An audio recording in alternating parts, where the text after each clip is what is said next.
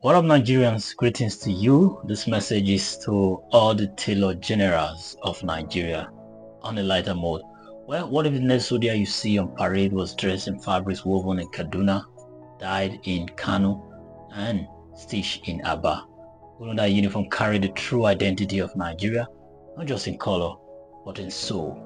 That's the vision Senator Adam Oshomole painted recently. The bold call for Nigeria's military and paramilitary to ditch foreign uniforms and wear locally made textiles. At the 37th Annual National Education Conference of the National Union of Textile Garments and Tailoring Workers of Nigeria in Kaduna recently, Oshomole didn't just speak.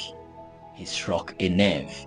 He told President Bola Tinubu, as Commander-in-Chief, direct the Army, Navy, and Air Force to wear uniforms made in Nigeria. And a crowd of textile workers erupted in applause, not just because of the statement, but because of what it symbolizes: economic liberation and national pride. Oshomole reminded the audience of the glory days when Kaduna textile factories employed over 27,000 workers running 3 shifts a day.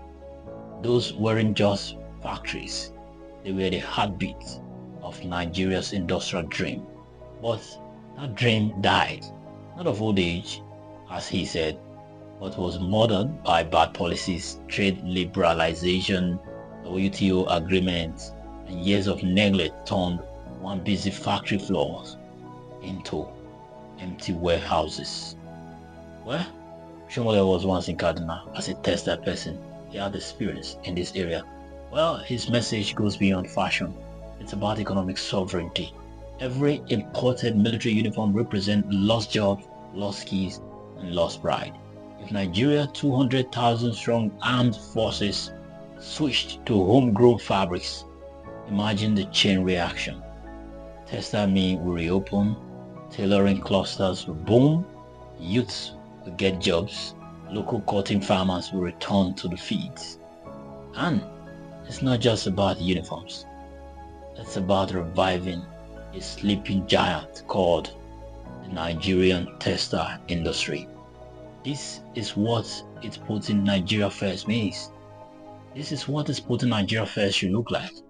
Just like America is saying, make America great again. Yes, we can also make Nigeria great again.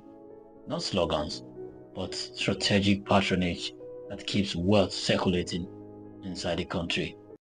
And in an emotional twist, the same conference renamed the Textile Labor House in Kaduna to Adams Oshomole Textile Labor House, honoring his legacy as a unionist who started this fight over 40 years ago.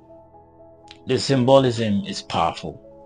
A labor leader turned senator returning to his roots to remind a generation that industrial revival begins with self-belief. You must, I repeat that, you must believe in yourself and your capacity. If we wear what we produce and produce what we wear, we can employ 20 million Nigerians.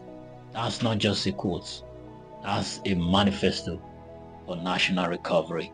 Nigeria doesn't lack talent or textiles. It lacks policy, discipline, and patriotic will. The uniform a soldier wears should not just defend the nation, it should represent it. It's time to weave our pride, stitch our unity, and tailor our future right here at home, because in the fabrics of our nation, every thread matters. Well, to you, my audience, let the next salute not come just from the heart of a soldier, or from the hands of a Nigerian tailor. Thank you for staying with me on this episode. My name is Joseph Osayamo Iglari. I'll see you in the next one, definitely. Stay blessed.